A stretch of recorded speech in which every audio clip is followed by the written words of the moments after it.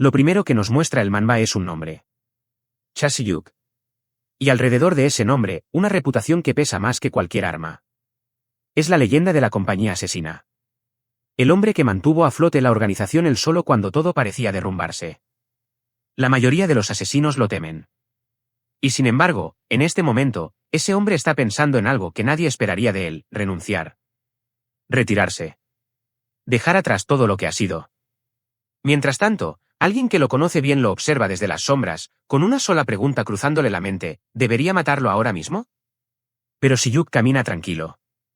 Con una calma que no cuadra con el mundo en el que vive. No derramaremos sangre innecesaria, dice, como si fuera una norma que aún le importa respetar. Va de camino a casa después del trabajo. Como cualquier persona. Como alguien que ha decidido que hoy no habrá violencia. Y entonces suena su teléfono. Y la voz al otro lado lo cambia todo. Es su mujer. Le pregunta cómo está el bebé, le dice que le diga que papá le echa de menos. Ella ríe. Le cuenta que el bebé acaba de patearlo, que está bien, que pronto nacerá. Si-yuk está mirando fotos en su teléfono, y por un segundo parece exactamente lo que quiere ser: un hombre normal con una familia esperándole en casa. Ella le dice que no se preocupe tanto. Él sonríe. Ese momento dura muy poco. Un ruido. Un movimiento brusco. Un cuchillo que aparece en escena. Y de repente Miju está gritando al teléfono, pidiendo que llamen a la policía, que alguien la ayude. Si-yuk está siendo atacado. En ese mismo instante. Pero su voz no tiembla ni un segundo. Con una frialdad que hiela la sangre, le dice a todos que salgan de la habitación excepto al atacante, y a ella, suavemente, le susurra: «Está bien, cariño. Te llamo luego. Te amo». Y cuelga. El atacante lo mira. Si-yuk le pregunta quién es. Y el hombre responde con desprecio: ni siquiera lo reconoce. Claro. Para el tipo al que todo el mundo en el submundo conoce de sobra, que uno de sus propios objetivos no lo recuerde es casi una ofensa. Le avisa de que los demás ya están de camino, y le lanza la pregunta que corta el aire como una hoja: ¿de verdad pensaste que sobrevivirías después de renunciar? Al mismo tiempo, en casa, Miju intenta llamarle una y otra vez. La comida está casi lista. Él debería llegar pronto. Pero la llamada no conecta. No conecta. Y entonces alguien llama a su puerta. Un hombre. Dice que es compañero de trabajo de su esposo. Que viene a traerle algo por su jubilación. Miju frunce el ceño. ¿Jubilación? No sabe nada de eso. Y mientras intenta procesar esa información, la situación en su casa se vuelve oscura. Sus llamadas de auxilio no llegan a ningún lado. Si-yuk sigue sin responder. De vuelta en el enfrentamiento, el atacante revela algo que claramente no esperaba encontrar: Si-yuk tiene un hijo en camino. No lo sabía. Y lo que dice a continuación muestra exactamente cómo piensa la organización: ¿de verdad traicionaste al presidente por eso? Pensé que no eras el tipo de persona que se preocupa por esas cargas. Para ellos, una familia no es un motivo. Es una debilidad. Una carga absurda. Para Si-yuk, es todo lo contrario. Es la razón. Si-yuk responde con una sola frase, sin alzar la voz: es mi propia decisión. No da más explicaciones. No necesita darlas. Y entonces el atacante lanza la pregunta que pretende romperle por dentro: le pregunta si cree que Miju todavía está viva. Eso enciende algo en Si-yuk. Lo que sigue es lo que todos los que lo temen saben que puede pasar cuando lo provocas. La pelea estalla. El atacante le pide que lo entretenga, que ese es el hombre que quería ver. Y Camisa Roja lo complace. El resultado es brutal e inevitable. El atacante acaba en el suelo, vencido sin posibilidad de réplica, y dice lo único que le queda decir: no puedo derrotarte. Mátame. Si-yuk no lo mata. Cuando llega a donde estaban sus hombres, el panorama es desolador. Le confirman lo que ya temía: su casa fue atacada. Sus hombres cayeron. Y alguien, con una frialdad que delata que está acostumbrado a dar órdenes de matar, le dice que es culpa suya por tener hombres inútiles. Y en ese momento, Cha Si-yuk toma la única decisión que le queda. Mira al frente. Y habla con la certeza de quien ya no tiene nada que perder: lo siento, pero esos hombres necios también eran mi familia. Presidente Lee Wang-won, no me dejaste otra opción. Más asesinos irán tras de mí. Pero yo iré tras de ti. No es una amenaza. Es una promesa. Y 3 palabras. Volveré. Así empieza este capítulo. Sin drama. Sin explicaciones. Si-Yuk lo dice como quien deja una nota en la nevera. Pero en el contexto de lo que acaba de pasar, esas 3 palabras tienen el peso de una sentencia de muerte. Mientras él se mueve, en la sede principal de la organización el ambiente es de caos contenido. Los mandos intentan entender qué acaba de pasar. ¿Cuántos hombres hacen falta para atrapar a ese maldito tipo? El equipo que mandaron fue aniquilado por completo. Y lo que más duele no es la derrota, sino el detalle: el propio presidente tuvo que dar la orden de recoger los cadáveres personalmente. Eso no pasa nunca. En los pasillos se cuchichea. Algunos dicen que la organización metió la pata metiéndose con el tipo equivocado. Que Camisa Roja es una leyenda entre asesinos.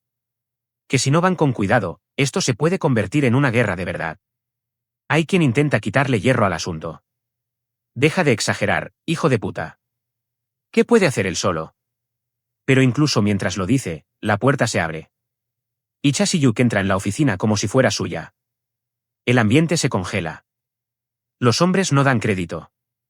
¿Camisa Roja? ¿Aquí? ¿Viene a ellos primero, antes que a la sede principal? Algunos gritan.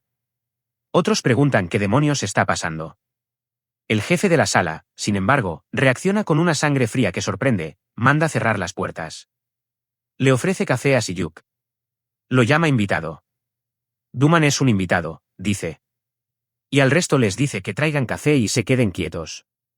Debajo de esa calma hay una pregunta real: ¿qué quiere este hombre? Si-Yuk se la responde sin rodeos. Necesita al viejo. Y lo que quiere hacer con su ayuda no deja lugar a dudas: matar al presidente Lee Wan-won. La sala retiene el aliento. El hombre al que Si-Yuk se dirige no es cualquiera. Es Lee Wan-won. Y la clave está en la relación que tiene con Wan-won: son hermanos. Wan-won fue expulsado de los Nevilles hace tiempo y vive desde entonces en algo que se parece mucho al destierro. Sin poder. Sin influencia real. O eso es lo que él mismo dice: ¿de verdad todavía tengo ese tipo de poder? Lo plantea como excusa, pero también como razonamiento: a lo mejor llevarle ante Wan-won es la opción que más le conviene a él. Si-Yuk le responde sin irse por las ramas. Menciona algo que toca un nervio: el miedo que siente Wan-won. Todavía temes, hermanito. ¿Tienes miedo de que te corten la otra pierna también? El silencio que sigue dice más que cualquier respuesta. La tensión explota. Uno de los hombres de Wan-won no puede aguantarlo más. Se lanza contra Si-Yuk. Y entonces el caos se desata en esa misma oficina. Lo que sigue es una pelea que no dura lo que esperarías. Si-Yuk desmonta a los hombres uno tras otro con una eficiencia que da vértigo. Golpes. Caídas. Gritos. Lee Wan-won intenta mantener el control desde fuera, llamando a su hermanito, preguntando si está dentro. Pero ya es demasiado tarde para eso. Cuando el polvo se asienta, la respuesta de Wan-won ha cambiado. Si-Yuk no ha venido a pedirle permiso. Ha venido a dejarle claro que va a pasar de todos modos, y que la única decisión que Wan-won tiene que tomar es si quiere estar de su lado o no. Y mientras todo esto ocurre en esa oficina, en otro lugar completamente distinto, 3 figuras reciben una llamada del presidente. Son los Zodiacs. Llegan tarde a la convocatoria, lo que ya de por sí dice algo de su carácter. Los presentamos: el Zodíaco Buey, subgerente Choilo. El Zodíaco Rata, jefe de departamento Song Hye-woo. El Zodíaco Mono, gerente Park Son-jae. Elite de la organización. Costosos. Y muy conscientes de su valor. Hay queja entre ellos: ¿qué quiere el viejo ahora? Pero cuando están frente al presidente, el tono cambia. Alguien les recuerda que deben comportarse. El presidente los ha reunido por una razón concreta. Hay un encargo. Les pide que puedan hacerlo. Solo necesita que el equipo les cubra las espaldas. El resto corre de su cuenta. Los Zodiac. Lee Wan-won habla con Si-Yuk con la lucidez de alguien que ha visto demasiado. Le dice lo que hay, sin adornos: después de que mates a Lee Wan-won, los Nevilles vendrán por ti. No es una advertencia para disuadirle. Es una pregunta disfrazada. ¿Estás bien con eso? Si-Yuk ni siquiera lo piensa demasiado. Ya tomó su decisión. Solo le pide una cosa a Wan-won: que lo apoye como es debido si quiere que su hermano menor muera. Wan-won encaja las palabras. Asiente. Y cierra el trato con 3 palabras: te veré en la organización. Una alianza nace ahí, cargada de historia y de deuda de sangre. Hay un momento entre paneles que marca el cambio. Una sola frase, casi filosófica, la mesa se ha volteado. Lo que era imposible empieza a tener forma. Y mientras ese acuerdo se sella, en otro punto de la ciudad dos de los Zodiacs que el presidente acaba de desplegar están discutiendo. No sobre estrategia. No sobre el objetivo. Sobre electrodomésticos. El hermano mayor dice que deberían comprar una lavadora. El menor contesta que mejor una consola. El de en medio les corta, que se concentren en la misión. El objetivo es camisa roja. Y si todo sale bien, les comprará lo que quieran. Primero, eliminan a camiseta roja. Es un detalle que el manhwa hace a propósito. Estos tres son los famosos trillizos. Y presentarlos discutiendo sobre una lavadora antes de ir a matar a uno de los asesinos más peligrosos del mundo dice mucho de cómo funcionan. Son hermanos antes que sicarios. Y esa dinámica, como veremos, tiene consecuencias. El ataque llega rápido. El coche de Siyuk es interceptado.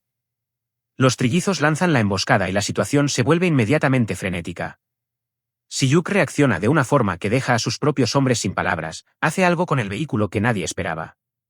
Ese tipo está loco. Caos en la carretera. El tipo de caos que solo genera a alguien que no tiene miedo de morir. El enfrentamiento directo empieza. Los hombres de alrededor van cayendo uno a uno. El hermano mayor de los trillizos lo observa con una mezcla de admiración y fastidio. Claro, son todos unos inútiles. Hasta yo podría vencerlos solo. Pero cuando Siyuk y los trillizos se encuentran cara a cara, la bravuconería desaparece. ¿Tú? Solo. Siyuk los mira. Uno de ellos, Choi Kamel, le responde con dureza que le está sacando de quicio últimamente. Y antes de que empiece la pelea, el mayor de los tres dice algo que pesa: prepárense. Quizá no volvamos a ver a uno de nosotros después de hoy. No es fanfarronería. Es que saben lo que viene. Pero entonces el pequeño zanja el tema: los tres somos uno. Mátenlo. Y empiezan. Lo que sigue es uno de los combates más equilibrados y más brutales que hemos visto hasta ahora. Los trillizos pelean como una unidad perfecta. Se conocen hasta el más mínimo movimiento. Uno ataca en pinza desde un lado, otro cubre el flanco, y el tercero espera el momento exacto para golpear. Primero van los golpes que tantean. Después, la presión aumenta. Siyuk recibe daño. Los músculos de la espalda. Nota que si esto se prolonga más, la ventaja será de ellos. Tiene que terminar rápido. Mientras tanto, los dos hermanos mayores se hablan en mitad de la pelea. El menor le pregunta al mayor qué quiere hacer después de esto. El mayor le responde sin bajar la guardia: vas a morir. Pero Siyuk analiza. Con una frialdad que resulta casi sobrenatural cuando tienes el cuerpo destrozándose. Dos ocupan sus manos. El tercero ataca en el momento exacto. Si se distrae aunque sea un segundo, puede ser mortal. Necesita encontrar su punto ciego. Lo busca. Lo busca. Y hay un instante raro. Frente a la muerte, Siyuk siente algo que no logra del todo explicarse. Como si estuviera jugando una partida. Como si su instinto, afilado por años de vida como asesino, estuviera procesando a ese hombre como una presa. No como un peligro. Como una oportunidad. La encuentra. Lo que cambia el resultado no es la fuerza. Es que uno de los trillizos, en un momento de imprecisión, golpea sin querer a su hermano mayor. La coordinación perfecta se rompe por un segundo. Y un segundo es todo lo que Siyuk necesita. El hermano menor cae gravemente herido. El mayor lo ve. Y para. Completamente. Le dice a Siyuk que hará lo que quiera que haga. Que solo deje en paz a su hermano menor. La misión, la lealtad al presidente, el orgullo, todo eso desaparece en el momento en que su hermano está en el suelo. Siyuk los mira. No los remata. Les dice que si alguien quiere salir de ahí por su propio pie, que vuelvan a tomar sus armas. Es su forma de darles una salida sin que parezca piedad.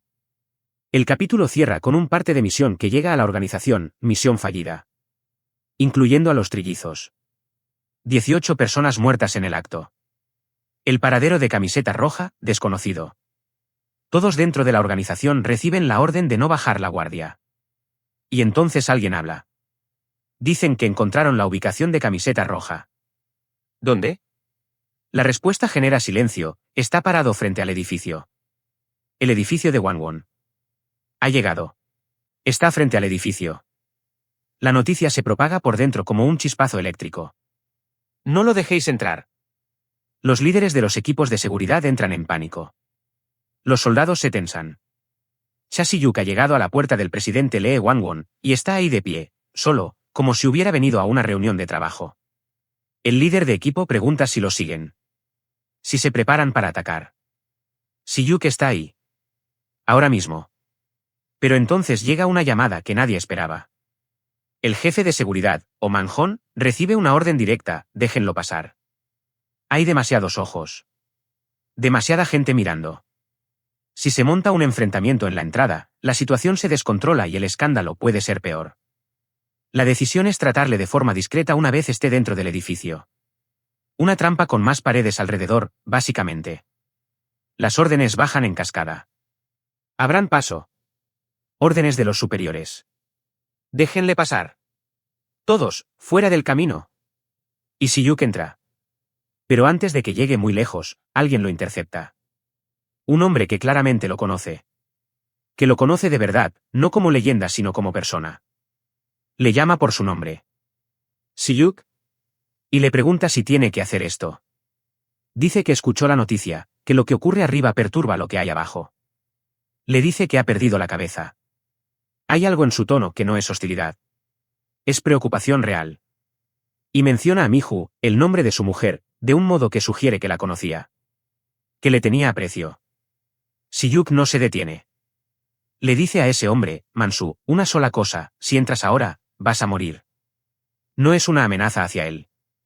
Es una advertencia. Una forma de decirle que se aparte del camino, que lo que viene no va a ser bonito y que no quiere que ese hombre muera por estar en medio. Mientras tanto, en el interior del edificio, las decisiones tácticas se acumulan. Las puertas se están cerrando. Alguien pregunta qué pasa con los hombres de Bong-won, los aliados que llegaron con Si-yuk. La respuesta: están retenidos en una sala de seminarios. Tienen las armas confiscadas. No podrán salir hasta mañana. Pero aún así alguien pregunta si hay alguna forma de llegar hasta Lee Wang-won desde dentro. El Manaba hace aquí algo interesante. Interrumpe el presente para meter una historia. Un flashback que explica muchas cosas. Antes de que Wang-won se convirtiera en presidente de la organización, hubo un momento que marcó su ascenso. Y Si-yuk estuvo ahí. El flashback nos lleva a una época anterior. Wang-won todavía era vicepresidente. El padre de ambos hermanos tenía grandes expectativas depositadas en él. Y a Si-yuk, en ese entonces una cara nueva sin experiencia real, le mandan a un encargo junto a Wang-won: intimidar a los de Sunwoo Construcción. Unos matones que se estaban metiendo en sus proyectos. La orden es clara, desde el principio: que sepan quién manda. Que no haya duda. Si-yuk escucha. Aprende. En ese primer encuentro con Wang-won, el futuro presidente deja clara su forma de ver el mundo. Hay alguien al otro lado de la mesa, en ese momento considerado de categoría inferior, que pregunta dónde está el presidente, que esperaba al presidente y no a este. Wang-won ni se molesta en contestar con palabras normales. En cambio, hace algo. Le pide que estampe su huella digital. El otro no entiende. ¿Para un contrato? ¿Para qué? Wang-won lo explica con una calma que hiela: de ahora en adelante, así es como saludas a las personas. Lo que hace a continuación no se describe con palabras. Se ve en la reacción del otro. Y en la cara de Si-yuk, que observa y aprende de qué pasta está hecho el hombre para el que trabaja. Hay otro momento del pasado que se superpone. Un enfrentamiento donde alguien reprocha a Wang-won haber llevado más asesinos de los prometidos a una reunión de negociación. Era una desventaja para el otro bando. Wang-won responde sin arrepentimiento: no creí que fuera a perder. Y entonces viene la frase que cierra el capítulo. Alguien, mirando a Si-yuk mientras avanza solo por ese edificio lleno de enemigos, lo dice en voz alta como si fuera la conclusión natural de todo lo que hemos visto: ¿sabes por qué personas como Cha Si-yuk son tan peligrosas? Sin importar la habilidad, pelean batallas que parecen perdidas de antemano. Una pausa. Cha Si-yuk es ese tipo de hombre. Un bastardo que siempre gana. No lo dice como elogio. Lo dice como una advertencia a los que están a punto de enfrentarse a él. Porque Wang-won sabe mejor que nadie lo que tiene enfrente. Él mismo lo creó: alguien sigue esperando órdenes. Desde fuera del edificio, uno de los mandos está en espera. Solo necesita que le digan cuándo. Y la orden llega: comiencen. Encuentren una manera de entrar. en caso de emergencia, se permite matar. Las puertas están abriéndose. Y entonces el caos entra con ellos. La entrada se convierte en un embudo de cuerpos. Gente empujando, gritando que no empujen, insultos cruzándose en el aire. La formación táctica se rompe antes de que empiece. Os dije que no empujarais, malditos. La cosa no tiene ningún orden. Y en medio de todo ese desorden, Siyuk sigue moviéndose. Los que intentan frenarlo reciben lo suyo uno tras otro. No hay estrategia elegante. No hay espacio para ella. Es puro control del espacio. Siyuk ocupa el centro y los obliga a venir a él. Es solo una persona. Atacad todos a la vez. Pero cuando lo hacen, el resultado no cambia. Desde una posición elevada, alguien con más cabeza observa la escena y hace la pregunta que nadie quiere hacerse en voz alta: ¿es realmente buen momento para enviar más hombres? No tienen suficientes para entrar así en masa. Una guerra, dice, es solo una cuestión de números. Pero los números no sirven de nada si los hombres no pelean. Y ahí está el problema de fondo. Los que han visto a Chasiyuk pelear de verdad, en persona, no en rumores ni en partes de misión, saben lo que es. Y sabiéndolo, su instinto más básico les dice que el riesgo es demasiado alto. Al final, antes de ser asesinos, son humanos. Y un humano que ha visto lo que Siyuk puede hacer no se lanza alegremente hacia él. Aunque el objetivo sea uno solo. Pero eso no significa que se echen atrás del todo. Los hombres de Wonwon están ahí. Y terminan atacando. Porque uno solo, por muy peligroso que sea, sigue siendo uno solo. La lógica del observador es fría y precisa: una vez que el riesgo aumente un poco más, todos avanzarán. Las mareas cambian. Solo hace falta esperar el momento. Y ese momento llega. Porque los Zodiacs aparecen. El presidente Wangwon activa a sus piezas más valiosas. Ordena al Zodiaco Mono y al Zodiaco Cerdo que defiendan los pisos inferiores. Y para los otros, lanza algo que cambia la atmósfera de todo el edificio de golpe: una recompensa. 1.000 millones de won para el Zodiaco Rata y el Zodiaco Oveja si matan a Chasiyuk. Y si lo logran, 10.000 millones. Si se lo traen vivo, incluso considera una promoción especial. Recompensas separadas. El que lo mate se queda con todo. 10.000 millones de won. Solo por él. Mientras tanto, alguien dentro del caos le grita a Siyuk directamente. Le reprocha que está creando un problema enorme. Que ya no puede echarse atrás. Le pregunta cuántos tienen que morir por su culpa. ¿Cuánto le pagaron?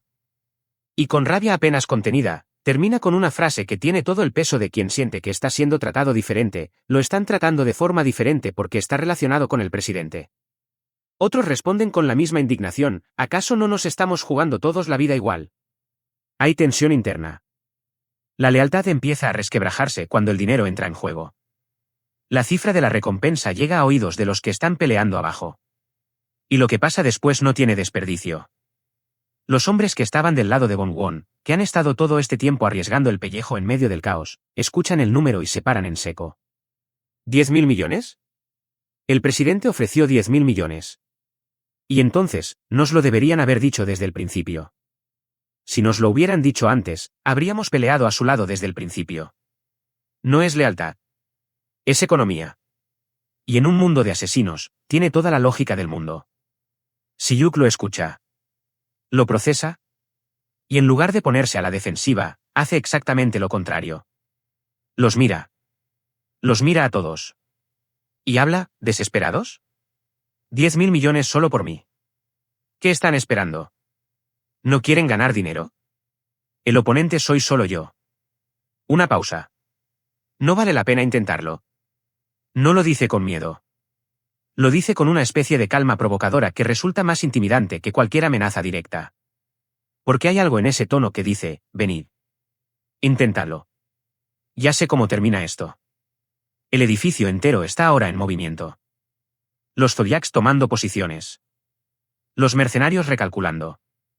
Los soldados de Wangwon cerrando el cerco. Y en el centro de todo, Siyuk, herido, solo, con el objetivo al final de todo ese laberinto de cuerpos y decisiones. El vestíbulo del primer piso. 4 figuras toman posición. El Zodiaco Perro, el Zodiaco Gallo, el Zodiaco Cerdo, el Zodiaco Mono. La élite de la organización de Wangwon, desplegada ahora en el corazón del edificio. Las órdenes son rápidas y precisas, el perro se encarga de que los hombres de Bongwon no suban. El gallo controla la entrada.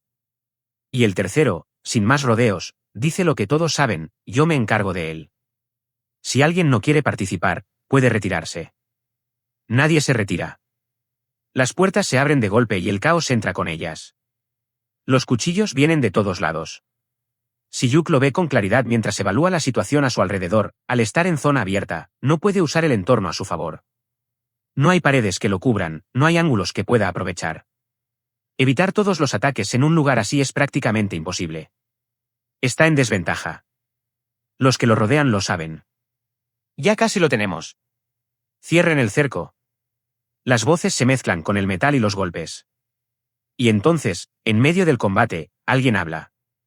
No con un arma en la mano. Con palabras. Una voz se eleva por encima del ruido, dirigida a los que están peleando. ¿Cuántos de vosotros tenéis que morir para que esto termine? ¿Por qué estamos peleando entre nosotros solo por una orden insana del presidente? ¿No os dais cuenta de que podríais acabar como Cha-Si-Yuk si os retiráis? ¿El presidente es alguien en quien de verdad podéis confiar? No hay garantía de que realmente recibáis los 1.000 millones. Así que deteneos ahora mismo. La pelea se frena un segundo. Solo un segundo. La respuesta llega cargada de cinismo, somos asesinos. ¿De qué vas con eso de la confianza? ¿Cobrar por matar no es exactamente nuestro trabajo? ¿Por qué actúas de repente como si estuvieras iluminado? Alguien más añade con más mala leche, ahora que lo pienso, tu aparición fue muy extraña. Llegaste justo cuando casi lo teníamos. ¿No estarás intentando llevarte el mérito de nuestro esfuerzo? Cobarde. El que habló no se achanta. Responde algo que nadie esperaba, él también necesita ese dinero. Es un padre ganso, un término coreano para los padres que se quedan trabajando en Corea mientras su familia vive en el extranjero por la educación de los hijos. Con esa sola confesión, la tensión en el vestíbulo cambia de forma. No es un discurso noble. Es un hombre desesperado diciéndole a otros hombres desesperados que están en el mismo bando. No convence a todos. Traidores. Son unos traidores. Atrapadlos a los dos y matadlos. La batalla se reanuda con más furia que antes. Los cuerpos se acumulan. Si-Yuk avanza. El suelo se cubre de caídos. Y entonces llega un momento que lo dice todo sin necesidad de palabras. Si-Yuk llega a las escaleras y tiene que escalar sobre una pila de cadáveres para subir. Se detiene un segundo. ¿Las escaleras siempre fueron tan altas? Es casi una pregunta retórica. Una pausa oscura en medio del horror. Desde un punto más arriba, alguien les grita que continúen. Los hombres no responden como deberían. Perdónanos. Lo sentimos. La orden se repite, más dura, os dije que continuéis. ¿Aún no habéis matado suficiente? Y entonces Si-Yuk hace algo que desarma al último hombre que le queda enfrente. Lo mira. Y le dice, con la voz de alguien al límite de sus fuerzas pero que aún no se ha roto, al menos dejadnos ir. Si quieres vivir, toma un cuchillo y mátame. No es rendición. Es un desafío disfrazado de oferta. El tipo de cosa que solo dice alguien que lleva tanto tiempo bailando con la muerte que ya no le tiene miedo pedirle que se acerque.